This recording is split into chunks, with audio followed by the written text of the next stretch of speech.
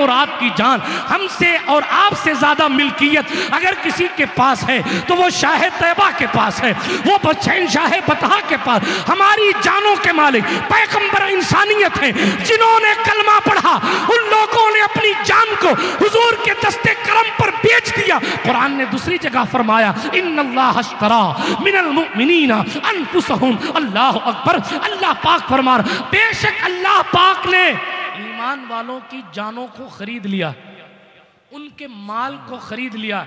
किसके बदले में? भी अन्ना लहुमुल जन्ना, इस बदले में कि जनाब उन्हें जन्नत दी जाएगी। अब हमारे और आपके सामने तस्वीर साफ हो गई, न इस जान के असली मालिक हम हैं, न अपने माल के असली मालिक हम हैं। ये खुदावंदे करीम की तरफ से हमें तोहफा दिया गया है, जब तक चाहो इस्तेमाल करो और फिर वापस जाते जाते हम जो चाहेंगे तुमसे ले लेंगे, जो चाहेंगे तुम्हें दे रखेंगे। अब तवज्जो के साथ आगे बढ़िए। जब हमारी जान हुजूर की मिल्कियत है तो फिर हम और आप हुजूर अलैहिस्सलातु वस्सलाम के तरीक़े वफा पर चल क्यों नहीं रहे? अपनी जान पर जुल्म किस कदर कर रहे हैं? किस कदर अपनी जान पर जुल्म? मुफ्ती साहब से जुल्म की तारीफ पूछिए तो ये बताएंगे वज़्उ शै अला गैर महल्लिही या फी गैर महल्लिही। हाँ, किसी शय को उसकी जगह के अलावा किसी और जगह रखने का नाम जुल्म है। आपको मालूम है गुनाह एक जुल्म है, जिसको कुरान ने यहाँ तक कहा वलो अन्नहुम इज़ ज़लमू अनफुसहुम, अगर वो लोग अपनी जानों पर जुल्म कर लें, मतलब गुनाह कर लें, यानी जुल्म यानी गुनाह को जुल्म कहा जाता है। अब जरा तवज्जो के साथ वापस आइए जिधर मैं बात कर रहा था। हम अपनी जानों पर जुल्म कर रहे, लोग कह रहे हैं हुकूमत जालिम है, लोग कह रहे हैं फला तंजीम जालिम है। जी जनाबे वाला, जुल्म करने वाले जुल्म कर रहे हैं। हर जुल्म का एक एंड है, ऐ रज़ा, हर काम का एक वक्त है, दिल को भी आराम हो ही जाएगा। जी हाँ, वो वक्त तो सबका आता है जाता है। वह तिलकल अय्यामु नुदाविलुहा बैनन नास, जब नमरूद नहीं रहा जिसकी उम्र 800 साल थी तो फिर और कौन सी और आपकी जिंदगी से कहां चली गई? अली वालो, सरकारे मौलाए कायनात करमल्लाहु ताला वजहुल करीम का इश्क और उनकी शुजाअत हमारी और आपकी जिंदगी से कहां चली गई? तू इधर उधर की ना बात कर, ये बता कि काफिला क्यों लुटा, मुझे रहजनों की खबर नहीं, तेरी रहबरी से सवाल है। सवाल ये है कि हुकूमत अपनी जगह, इख्तियार वाले लोग अपनी जगह, पार्षद साहब अपनी जगह, सदर साहब अपनी जगह, इमाम साहब अपनी जगह, लेकिन आप और हम तो अपने घर के प्रधानमंत्री हैं। फिर हमारे घर की बेटियां इंस्टाग्राम पर बेपर्दा रील क्यों डाल रही हैं? फिर हमारे और आपकी घर की बेटियां स्नैपचैट पर किसी और मजहब के लड़कों को अपनी तस्वीरें क्यों भेज रही हैं? फिर कहूंगा तू इधर उधर की ना बात कर, ये पता कि काफिला क्यों लुटा, मुझे रहजनों की खबर नहीं, तेरी रहबरी से सवाल। हमारी शादियों के मौकों पर नाच हो रहा है, हमारी शादियों के मौकों पर बेपर्दगियां हो रही हैं। एक रिश्ते को हराम से बचाने के लिए हजारों हराम काम हमने उस शादी के मौके पर ऐड किए हुए हैं, और फिर हम कह रहे हैं यहूदियों की साजिश है, फिर हम कह रहे हैं ये सब अमेरिका का खेल है। उसका खेल अपनी जगह, वो अपने खेल में कामयाब है, मगर आप अपने महबूब के तरीके को क्यों छोड़े हुए? क्यों हम और आप अपनी जान पर जुल्म कर रहे हैं? क्या हमें और आपको ईमान आसानी से मिल गया इसलिए? लोग कहते हैं ये कर लो, वो कर लो, वो कर लो, ये कर लो, ऐसा हो जाएगा, वैसा हो जाएगा, मुख्यमंत्री बदल जाएगा तो ये हो जाएगा, प्रधानमंत्री बदल जाएगा तो ये हो जाएगा। मैंने कहा किसी के बदलने से कुछ नहीं होगा जब तक कि आप अपने आप को नहीं बदलेंगे।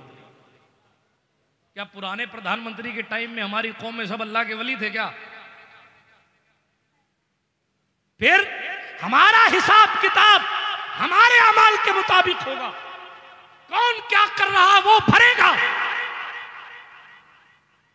हम अपने आप पर क्यों जुल्म कर रहे हैं? क्यों हमारे उलमा को रमजान में ज़कात के लिए चौखट चौखट और दर दर जाना पड़ता है? क्यों नहीं कोई खड़ा होकर कहता हजरत लाखों की गौसपा की नियाज लगाता हूं तो आपका मदरसा भी मैं अकेला चला ही सकता हूं। क्यों नहीं लगा सकता? क्यों नहीं कर सकता? लाखों के जलसे जब करवाए जा सकते हैं तो 2-3 साल मेहनत करके मुसलमानों का अस्पताल खोला नहीं जा सकता?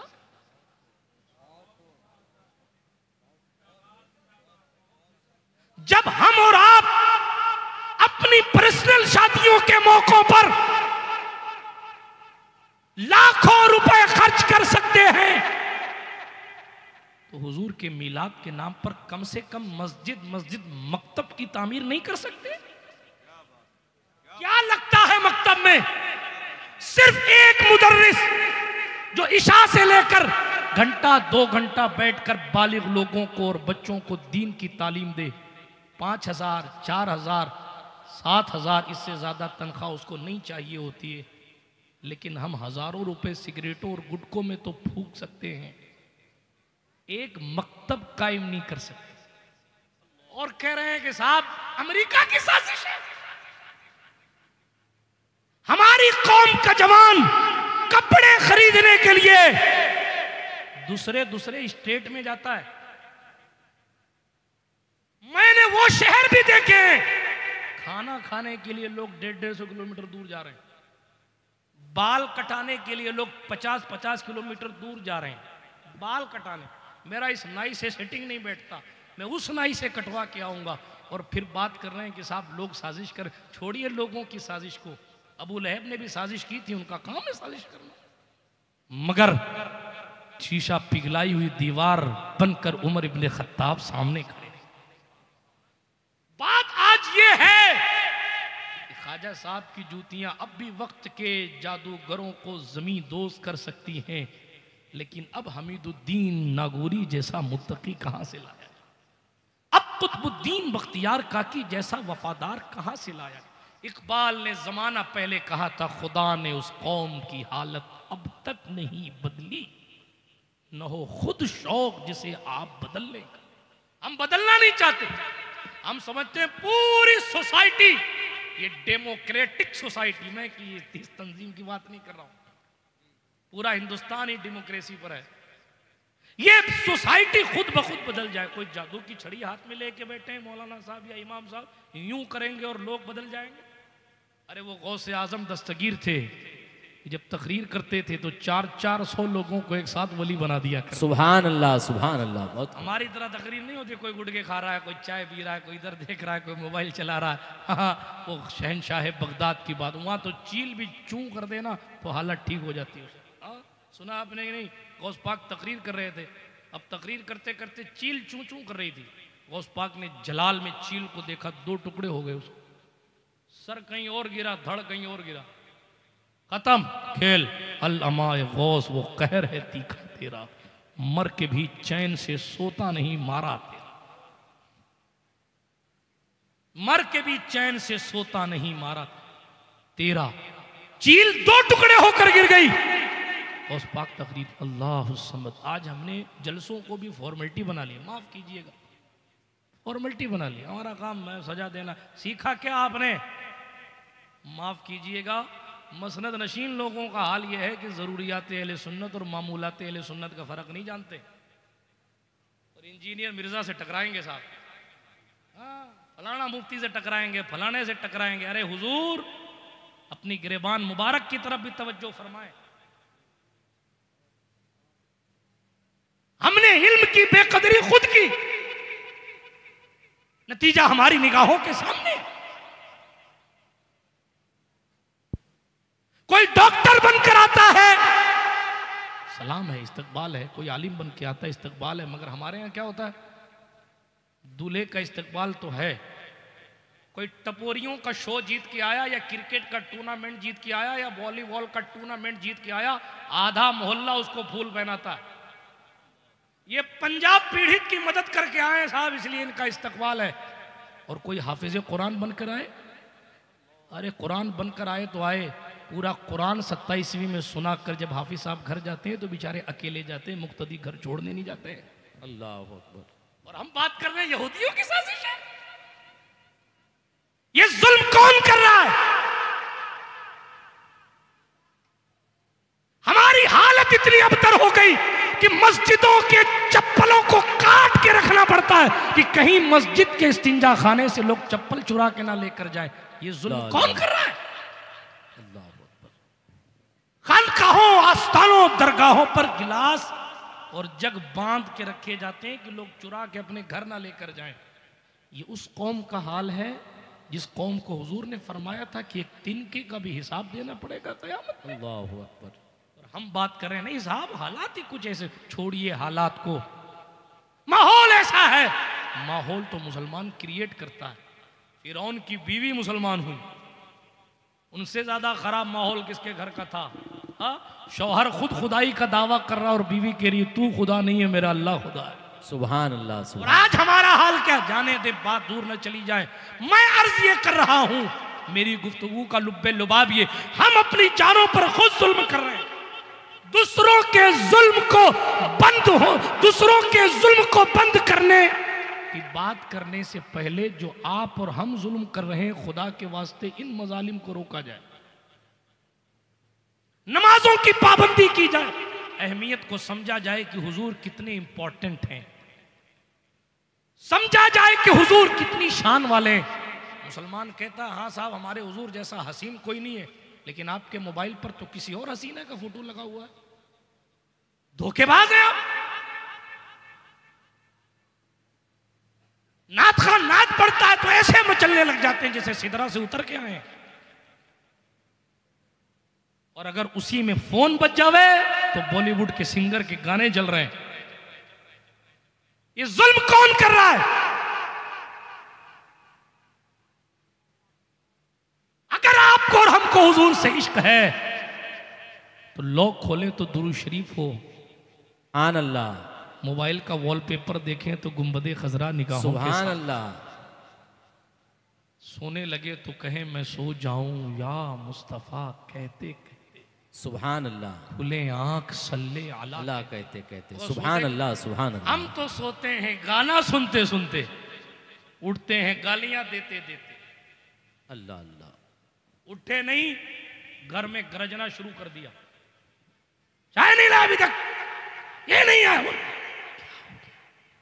अल्लाह अकबर। हुजूर अपने दुश्मन से भी ऐसे बात नहीं करते थे जैसे आज शौहर बीवी से बात कर रहा है।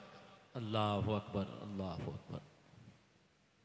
और हम बात कर रहे हैं कि साहब ये हो गया वो हो गया, वो तो हो गया जो हो गया। हुजूर आप शेख अपनी देख, अयास कदरे खुदरा बशनास, अयाज अपनी कदर को पहचान। अयाज अयाज थे, महमूद गजनवी के गुलाम थे। एक बार शिकायत कर दी गई अयाज साहब की, महमूद साहब से, कि ये आपका गुलाम चोर है। चोर है? हाँ। नहीं तो बहुत शरीफ आदमी, नहीं चोर है। कैसे? का रोजाना सुबह सुबह एक कमरे में जाके बैठता है, वो कमरा लॉक कर लेता है अंदर से। हमें शक है रात को ये चोरी करता है और सुबह सामान ठिकाने लगा। महमूद बहुत मानते थे अयाज को, लेकिन कभी कभी ऐसा होता है दरबारियों का इतना प्रेशर होता है कि बादशाह मजबूर होकर अपने महबूब की तरफ भी निगाहे मौलाना अब्दुल रहीम साहब सवाल उठा देता है। उसमें शहंशाह के दिल में किसी किस्म की मोहब्बत की कमी नहीं होती, बल्कि किसी और को इत्मीनान की नेमत देनी होती। बेशक बादशाह ने माना। सुबह सुबह जैसे ही जाए ना अयाज अपने कमरे के अंदर, मुझे याद दिलाना, अपने सब चलेंगे चेक करने के लिए। सुबह हुई, अयाज अपने कमरे में गए, अंदर से लॉक किया। लोगों ने देखा, अयाज पहुंच गए अंदर। बादशाह सलामत जल्दी चलिए। बादशाह साहब खुद आए सिपाहियों के साथ, दरवाज़ा खटखटाया। अंदर से अयाज ने दरवाज़ा नहीं खोला। दोबारा खटखटाया गया, नहीं खोला। तीसरी बार आवाज़ लगाई गई, शहंशाह हिंदुस्तान तुम्हारी दहलीज पर खड़ा है, नहीं खोलोगे तो दरवाज़ा तोड़ दिया जाए। बादशाह का नाम सुना, अयाज ने दरवाज़ा खोल दिया। दरवाज़ा खोला, बादशाह ने और दरबारियों ने निगाह डाली तो पूरे कमरे में कुछ नहीं था। एक संदूक पुराने टाइम की पेटी रखी हुई। कहा बादशाह इसको खोला जाए, इसी में माल छुपाता है। अयाज कहने लगे मत खोलिए, इसमें मेरी इज्जत है। माना नहीं गया और खोला गया।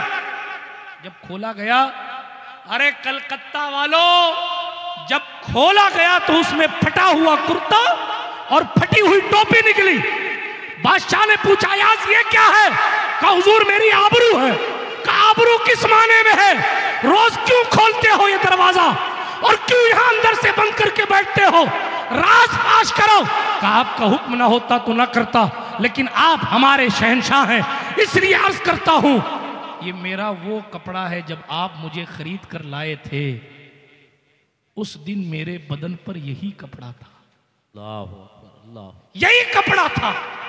आज दरबार की बहुत सी नेमतें मेरे पास, मैं बादशाह का वजीर खास, लेकिन हुजूर रोजाना सुबह कमरे में आता हूं, अपना शाही लिबास उतारता हूं, फटा हुआ कपड़ा पहनता हूं, फटी हुई टोपी पहनता हूं और कहता हूं अयास कदरे खुदरा बशनास, अयास अपनी औकात पहचान, तुझे जो कुछ मिला है वो महमूद की वजह से मिला है, इसलिए उससे वफादारी करना, कभी बेवफाई न करना।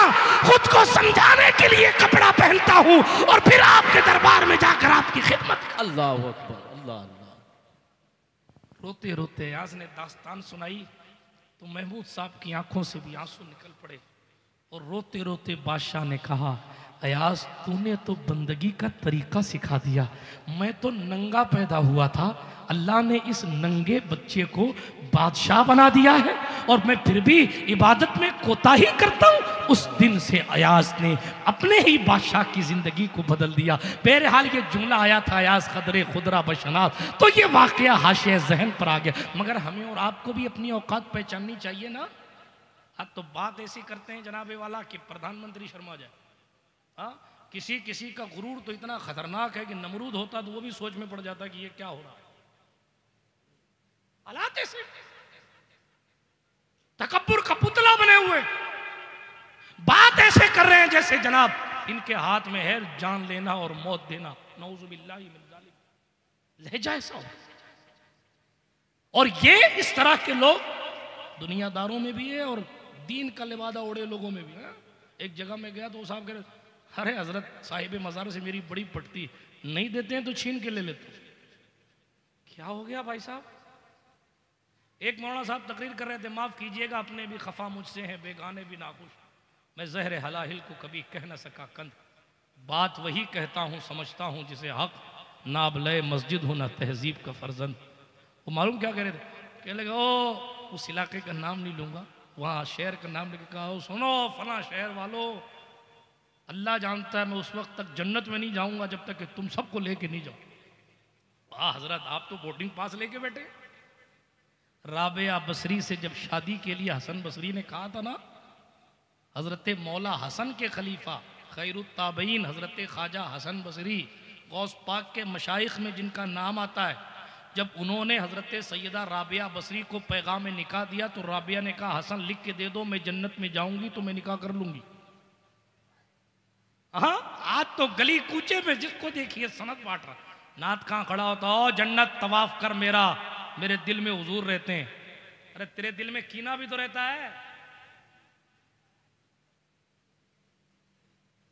क्या मिसरे पड़े जा रहे, लेवल के मुताबिक बात करनी चाहिए। जाने दें मैं किन किन मजालिम की बात करूं, ये सब जुल्म है जो मैं सुना रहा हूं और यही सब दर्द है जो मैं सुना रहा हूं। दोस्तों हम और आप जा किधर रहे हैं? सैयदना हसन बसरी जैसी जात क्या कहती है सैयदा राबिया बसरी को? फरमाते हैं राबिया मुझे अपने बारे में यकीन नहीं है कि मैं कहाँ जाऊंगा, तो तुझे कैसे बताऊं कि तू कहाँ जाए। अल्लाह अकबर, अल्लाह अकबर। मौलाए कायनात तो इमामुल औलिया है ना। हुजूर ने फरमाया अली मेयारे ईमान है। हुजूर के फरमान का मफहूम है ना, ए अली तुझसे मोमिन के सिवा कोई मोहब्बत नहीं कर सकता और मुनाफिक के सिवा कोई तुझसे बुग़्ज़ नहीं रख सकता। यानी दिल में हुब्बे अली है तो ईमान है, वगरना तो नहीं। हदीस का मफहूम है ना। लेकिन खुद मौलाए कायनात के हवाले से रिवायत में आया, अपनी दाढ़ी को पकड़कर कूफा की मस्जिद में इधर से उधर, उधर से इधर, इधर से उधर, उधर से इधर, और खुद अली हैदर कर्रार कहते अली सफर बहुत तवील है और तेरे पास तो नेकियां नहीं है, तो हशर में कैसे जाएगा। दोस्तों हम मुस्तफ़ा जाने रहमत से सच्ची वफा करें, इसके सिवा हमारे पास कोई चारा नहीं है। बात समझ आ रही है? जब हम और आप हुजूर के वफादार हो जाएंगे तो हम किसी की बंदूक और गोली से डरने वाले लोग नहीं। हम वो लोग हैं कि गोली लगने के बाद अगर कोई मर जाए ना तो हमारे बुजुर्गों ने उन मरे हुओं को जिंदा करके दिखाया। सुभान अल्लाह, सुभान अल्लाह। कोई टीम त्रिशूल बांटती है, बांटने दीजिए। कोई भाले बांट रहा है, बांटने दीजिए। कोई बंदूक बांट रहा है, बांटने दीजिए। आप तो तासीर जबान की तासीर जहां बांटी जा रही है उस महफिल में जाइए, उस दरबार में जाइए, उस दहलीज पर जाइए जहां से जबान की तासीर मिले। इसलिए कि गोली चले तो जान जा सकती है, मगर कोई गोली ऐसी नहीं बनी है जो गई हुई जान को वापस ला सके। वो जबान अल्लाह वालों की जबान है कि जनाब अल्लाह की बारगाह में जब वो मकबूल होते हैं तो मरे हुओं को लात मार के कहते हैं खड़े हो जा, तो वो बंदा खड़ा हो। सुभान अल्लाह, सुभान हुजूर अल्लाह। के आने का मकसद यही था कि हम और आप अल्लाह के करीब हों। बहार जिंदगी में लाइए। बहार अव्वल कॉन्फ्रेंस में बैठे, और बहार कैसे आएगी? जब चेहरे इस्लामी होंगे तो जिंदगी में बहार आएगी। वाह, जब वाह। जबान शरीयत के मुताबिक गुफ्तगू करेगी तो जिंदगी में बहार आएगी। बेशक। जब रिस्क हलाल होगा तो जिंदगी में बहार आएगी। बेशक। जब इस मैक का और चरस का नशा छोड़कर, अफीम और गांजे और जनाबे वाला इधर उधर का नशा छोड़कर हुजूर से इश्क किया जाएगा तब बहार आएगी। मोहब्बत रसूल का नशा किया जाएगा तब बहार आएगी। अभी हज़रत मौलाना अब्दुल रहीम साहब आपको कह रहे थे ना, बिलाल हबशी ने काबे की छत पर खड़े होकर हुजूर की तरफ चेहरा करके नमाज अजान दी। क्यों? किस चीज ने बिलाल को इश्क, किस चीज ने बिलाल को काबे की छत पर चढ़ाया? वो कौन सी ताकत थी जिसने अबू बकर को सिद्दीक अकबर बनाया? वो कौन सा पावर था जिसने उमर को आदिल असहाब बनाया? वो कौन सी ताकत थी जिसने उस्मान को ज़ीशान ज़ुन्नूरैन बनाया? वो कौन सा पावर था जिसने अली इब्न अबू तालिब को हैदर कर्रार बनाया? मैं कहूंगा वो इश्क रसूल का पावर था, वो इश्क मुस्तफा का पावर। इकबाल ने 150 साल पहले कहा, किसी ताकत की जरूरत नहीं है तुम्हें, अगर जरूरत है तो कुव्वत इश्क की, और कुव्वत इश्क से हर पस्त को बाला कर दे, दहर में इसमें मोहम्मद से उजाला। सुबह नारे तकबीर, नारे रिसालत। आला हजरत बोले इश्क रसूल वो है जो सिर्फ यही नहीं, सिर्फ यही काम नहीं आता, बल्कि का जान है इश्क मुस्तफा। जान, हाथ की जान निकल जाए हाथ बेकार, जबान से जान निकल जाए बोलना बंद, आंख से जान निकल जाए दिखना बंद, जिस्म से जान निकल जाए वजूद खत्म। क्या कह रहे हैं? जान है इश्क मुस्तफा। किसकी? ईमान की। इश्क मुस्तफा निकल जाए ईमान कामिल खत्म। कहाँ है इश्क मुस्तफा हमारी और आपकी जिंदगी में? दोस्तों क्या कहा? जान है इश्क मुस्तफा। फिर दुआ की रोज फुजू करे खुदा, जिसको हो दर्द का मजा नाजे दवा उठाए क्यों? सुभान अल्लाह। फिर के गली गली तबाह, ठोकरे सबकी खाए क्यों? हाँ, दिल को जो अक्ल दे, तसव्वुर देखिए, दिल दिल दिल है, अकल अकल है, लेकिन का दिल को जो अक्ल दे खुदा, तेरी गली से जाए। असल में ये और अब्दुल रहीम साहब गालिब को जवाब था। गालिब ने अपनी किसी माशूका और महबूबा के लिए गजल लिखी थी और कहा था, जिसको हो जानो दिल अजीज, उसकी गली में जाए क्यों? उसका मिसरा ये था गालिब का, उर्दू अदब का बहुत बड़ा शायर मिर्ज़ा असदुल्ला खां गालिब जी।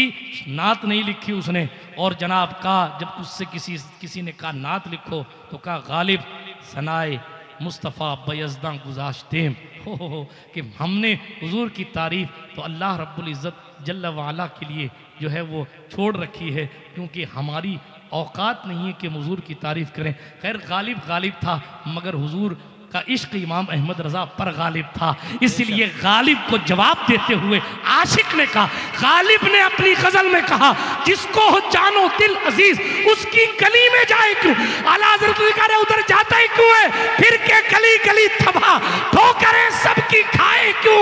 अगर तेरे दिल को और मेरे दिल को अक्ल दे खुदा, तो या रसूल अल्लाह तेरी गली से। सुभान अल्लाह। नारे तकबीर, नारे रिसालत। लोग अपनी गलियां छोड़कर हुजूर की गली की तरफ आते थे, और हम हुजूर का रास्ता छोड़कर बॉलीवुड की तरफ भाग रहे हैं। अल्लाह अकबर, अल्लाह अल्लाह। क्रिकेटरों की तरह दाढ़ियां रखी जा सकती हैं, हुजूर की सुन्नत नहीं। नौजुबिल्ला। दोस्तों बात को ख़त्म करूँ, एक किस्सा पढ़ दूँ। बहार अव्वल कॉन्फ्रेंस से हुजूर के एक सहाबी की बात कर लूँ, हुजूर सल्लल्लाहु अलैहि वसल्लम के इश्क की बात कर लूँ और बात को ख़त्म। बातें अच्छा, तो हुजूर की सारी जिंदगी चलती ना, बेशक, जिंदगियां बेशक। खत्म हुई और कलम टूट गए, मगर तेरे औसाफ का एक बाप भी पूरा ना हुआ। बेशक, हाँ, सुभान लेकिन अल्लाह। रजा ने खत में सुखन इस पे कर कर दिया, दिया। खालिक का बंदा खल्क का आका को हूँ तुझे। सुभान अल्लाह। बिरादराने मिल्लत इस्लामिया, देखें इस्लाम जिन लोगों को मिला वो लोग कितनी मेहनत से दीन सीखते थे, और हम कितने बेबस और कितने लापरवाह हैं। बस इसी तनाजुर में इस किस्से को सुनाकर बात ख़त्म करता हूँ। थोड़ा सा लंबा है लेकिन इख्तिसार के साथ पूरा करने की कोशिश करूँगा। तवज्जो है आपकी? हाथ उठा कर कहें या रसूल अल्लाह। या रसूल अल्लाह। जिन लोगों ने नहीं उठाया वो किस कंपनी के हैं? किसी की जय विजय हम क्यों पुकारें, क्या हाय, हाय, गरज हाय। हमको, हमें काफ़ी है सैयद अपना नारा। या रसूल अल्लाह। हुजूर मुजाहिद दौरान किचौचा शरीफ की ज़मीन से खूबसूरत अंदाज में कहा था, मुजफ्फर गैर के दर की गुलामी गैर मुमकिन है। मुजफ्फर गैर के दर की गुलामी गैर मुमकिन है, शहनशाही करेंगे हम गुलाम मुस्तफ़ा बनकर। हाय, हाय, आज उठा सुभान करके अल्लाह। या रसूल अल्लाह। या रसूल अल्लाह। सुभान अल्लाह। चलिए बात को तेजी के साथ, एक मदीना और मक्का, मदीना मुनव्वरा और मक्का मुअज़्ज़मा के बीच में एक कबीला आबाद था, कबीला मुज़निया। ठीक है, ये जगह, ये कबीला जहां आबाद था वो जगह मक्कतुल मुकर्रमा और मदीना मुनव्वरा के बीच की जगह थी। हुजूर अलैहिस्सलातु वस्सलाम के सहाबा जब हिजरत करने लगे तो मक्का शरीफ से निकल कर मदीना मुनव्वरा जाने लगे। ये कबीला एक ऐसी जगह वाक़ई था जहां जगह भी कुशादा थी, पानी वगैरह भी मौजूद था, तो इसलिए लोग यहाँ ठहरते थे। तवज्जो है आपकी? सुनिए गौर से। लोग यहाँ ठहरते थे, क़याम करते थे और फिर मदीने की तरफ आगे जाते थे। एक मरतबा एक काफिला आया, उस जगह, उस कबीला मुज़निया में एक जवान था। उस जवान का नाम था अब्दुल उज़्ज़ा बिन अब्दे नुहम मुज़नी, अल मुज़नी कबीले का नाम। अब्दुल उज़्ज़ा निहायत सलीमुल फितरत एक नौजवान था। एक मरतबा मुसलमानों का काफिला जब उस कबीले से गुजरने लगा तो उन्होंने उस जवान को देखा और सहाबा ने उस जवान को हुजूर अलैहिस्सलातु वस्सलाम के दीन की दावत पेश कर दी। सुभान अल्लाह। वो समझदार जवान था तो उसने हुजूर की दीन की दावत को सहाबा के जरिए कबूल कर लिया। बाप उसका बचपन में इंतकाल कर चुका था। बहुत तवज्जो से सुनिए, बहुत ज़माने बाद किस्सा सुना रहा हूँ, ये बहुत साल, बहुत महीने पहले सुनाया था। चच्चा ने परवरिश की थी और इस तरह परवरिश की थी जनाब कि दूसरे स्टेट के कपड़े उस दौर में इसको लाके पहनाता था, किसी किस्म की कोई कमी इसके घर में नहीं रहने देता। ये अपनी मां के साथ जवान रहा करता था।